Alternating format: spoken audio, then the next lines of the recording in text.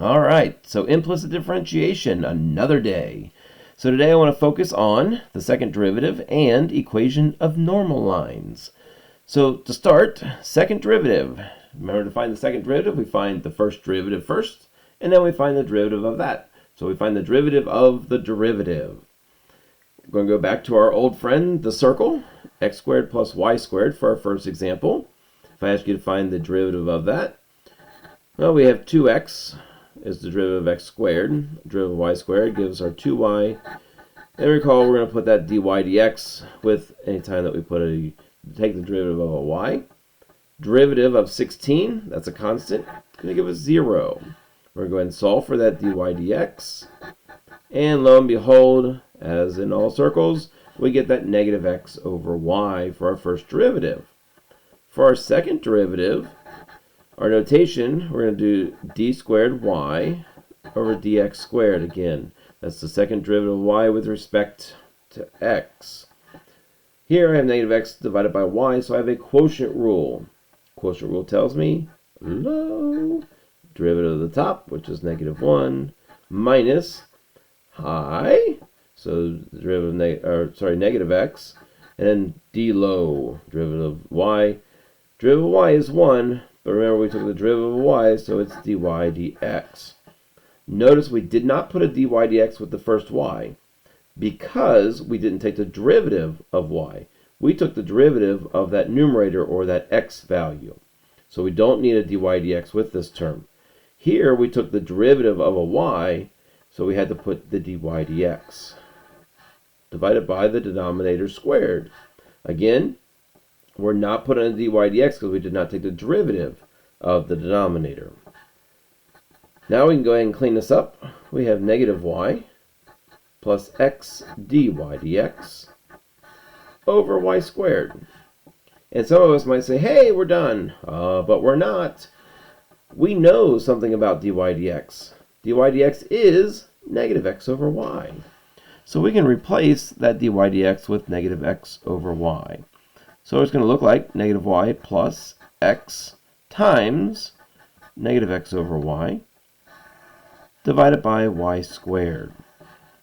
Now I can go ahead and clean up this nasty looking fraction. I can find a common denominator, which is going to be y. So I get a negative y squared minus x squared over y, which is over y squared. So if I think about my denominators, those are going to come together as y to the third.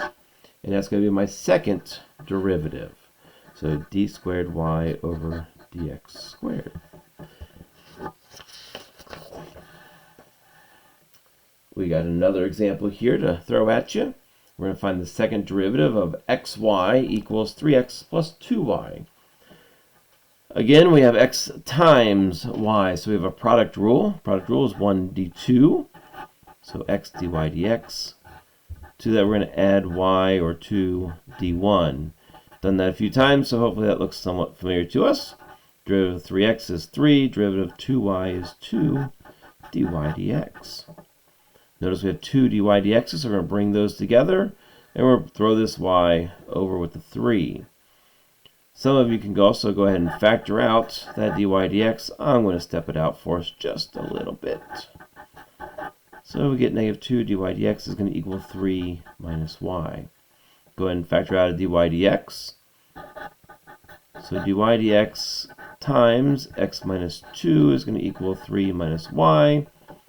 And dy dx then is going to equal 3 minus y over x minus 2. Now we can go ahead and find our second derivative. So the second derivative, again, we're going to have a quotient rule to start. So we're going to start with our x minus 2. Derivative of the numerator is going to be negative dy dx. From that, we're going to subtract our 3 minus y, and then derivative of the denominator is just 1. That's kind of nice. Over our denominator squared. Now we're going to go ahead and replace our dy dx with a 3 minus y over x minus 2. In this case, it's going to be actually kind of nice for us because, as you notice, that x minus 2's are going to cancel, aren't they? So we have that negative. I'm going to pull that negative out to the front just so we don't lose it. Over x minus 2 minus our 3 minus y. So multiply my negative through again so I don't lose that negative. And that's over an x minus 2 squared. I'm going to go ahead and cancel out those x minus 2's. So I have the negative of 3 minus y. So I get negative 3 plus y minus 3 plus y over x minus 2 squared. Almost done. Let's bring it up here, I guess. So if I add like terms, I get 2y minus 6 over x minus 2 squared. And that's going to give us our second derivative. The next thing, and we just have just a little bit here, the normal line. So we've talked about the tangent line quite extensively at this point. Well, we also have the equation of a normal line. And the normal line is going to be the line perpendicular to the tangent line at a point. So what is that going to look like? So maybe we have a curve, something like this. We have our point. Maybe our point is out here. We've done this tangent line quite extensively. But now what we can do is we can do the normal line. And the normal line is going to be perpendicular to this tangent line. And we have to realize what relationship there is between perpendicular lines.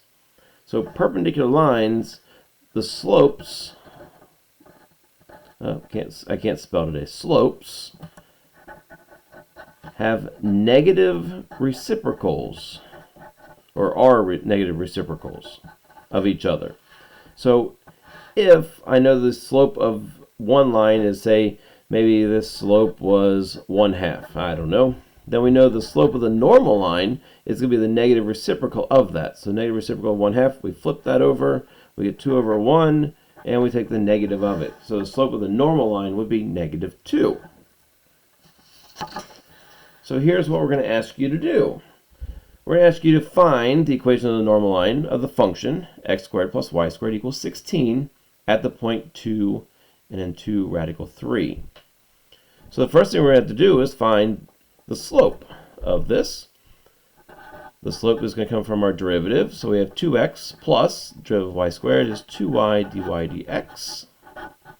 And that's going to equal our 0. Believe it or not, we're going to get the same circle. We're going to subtract your 2x divided by 2y, so we get a negative x over y. Doesn't that look familiar to us? Now we can go ahead and plug in our 2 for our x and our y, 2 radical 3. Cleaning that up, we get negative 1 over radical 3. Again, I'm not going to rationalize this because we're not really interested in what this slope is. We want the slope of the normal line. So this is the slope of the tangent line. In order to find the slope of the normal line, remember the slope of the normal line has a negative reciprocal of the slope of the tangent line.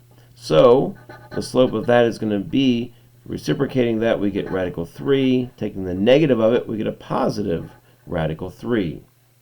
So I can use this slope with this point. So we get y minus 2 radical 3.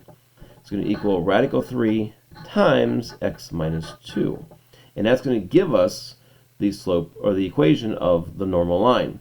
Again, we could play with this. We can clean this up as much as you want. It really doesn't bother me as much as you want to do it. It looks like our 2 radical 3's so cancel, doesn't it? So x is going to equal, or y is going to equal x radical 3. And that's going to give us our equation of our normal line. So there you go, second derivative and normal lines today. Good luck and enjoy, and find those derivatives.